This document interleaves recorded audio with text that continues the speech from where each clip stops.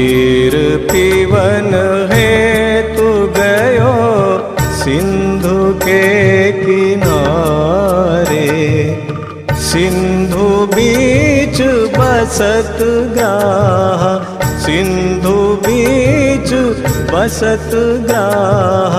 चरण धर पछारे।